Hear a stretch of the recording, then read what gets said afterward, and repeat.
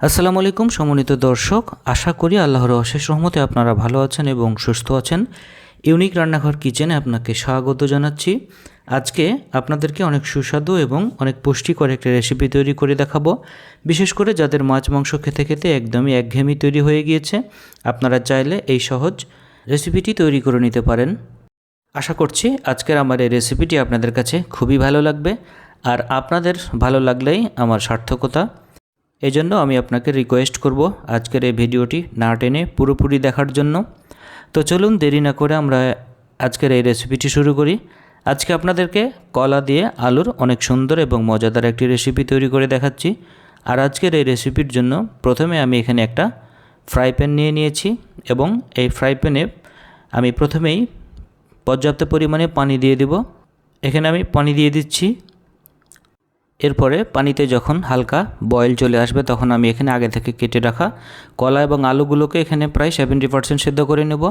আমি কলাগুলোকে ঠিক এরকম করে কেটে নিয়েছি এবং আলুগুলোকে এরকম কিউব সাইজ করে কেটে নিয়েছি। আপনারা ঠিক এরকম করে এটা কেটে নেবেন। আমি এখন আলু এবং কলাগুলোকে এখানে একে একে দিয়ে দিচ্ছি।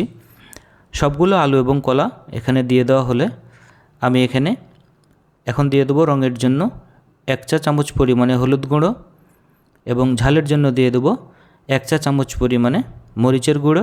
মরিচের গুঁড়োটা আপনারা কমিয়ে বাড়িয়ে দিতে পারেন। আর দিয়ে দিলাম আধা চা চামচ পরিমাণে ধনিয়া গুঁড়ো।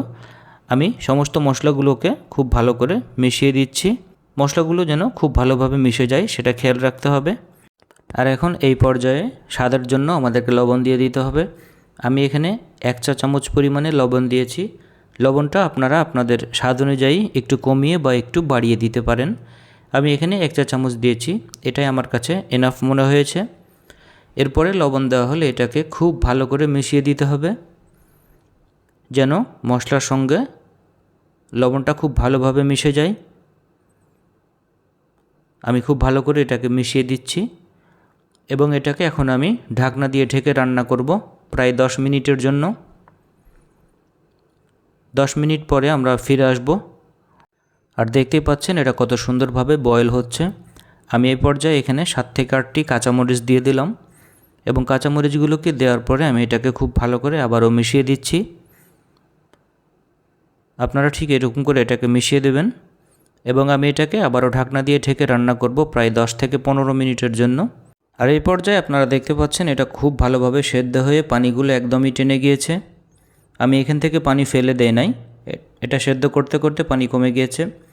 এগুলোকে আমি উঠিয়ে রেখে এখন ফ্রাই প্যানে পরিমাণ মতো সরিষার তেল দিয়ে দিলাম এবং তেলগুলো যখন খুব ভালোভাবে গরম হয়ে আসবে তখন এখানে আমি 2টো মাঝারি সাইজের পেঁয়াজ কুচি এবং 2 থেকে 3টা রসুনের কোয়া দিয়ে দিলাম এবং এগুলোকে খুব ভালো করে ভেজে নিচ্ছি।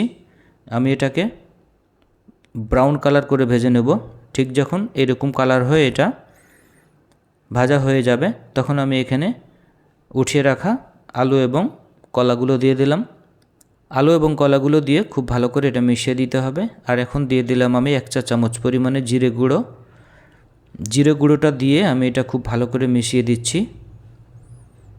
এটা খুব ভালোভাবে মেশানো হয়ে গেলে আমার আজকের রান্না কমপ্লিট হয়ে যাবে। আর আপনারা এখন এটা দেখে অবশ্যই বুঝতে পারছেন এটা কতটা সহজ। আপনারা অবশ্যই বাসায় ঠিক এরকমভাবে এটা ট্রাই করবেন এবং কেমন হয়েছে তা আমাকে অবশ্যই আমার কমেন্ট বক্সে জানাবেন।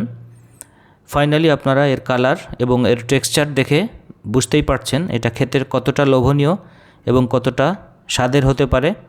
আপনাদেরকে আমি রিকোয়েস্ট করব আপনারা বাসায় একবার হলেও এই রেসিপিটি ট্রাই করবেন। আশা করছি আমার আজকের এই ভিডিওটি আপনাদের সবার কাছে ভালো লেগেছে। আর ভালো লাগলে প্লিজ আমার চ্যানেলটিকে সাবস্ক্রাইব করে দিবেন এবং পাশে থাকা বেল আইকনটিতে ক্লিক করে দিবেন যেন পরবর্তী ভিডিও নোটিফিকেশনগুলো আপনার কাছে খুব সহজে চলে যায়। তো আজ আর কথা না বাড়িয়ে বিদায় নিচ্ছি। আবারও দেখা হবে সামনের সহজ কোনো রেসিপি নিয়ে। ততক্ষণ পর্যন্ত আপনারা ভালো থাকবেন, সুস্থ থাকবেন এই কামনা করছি। খোদা হাফেজ।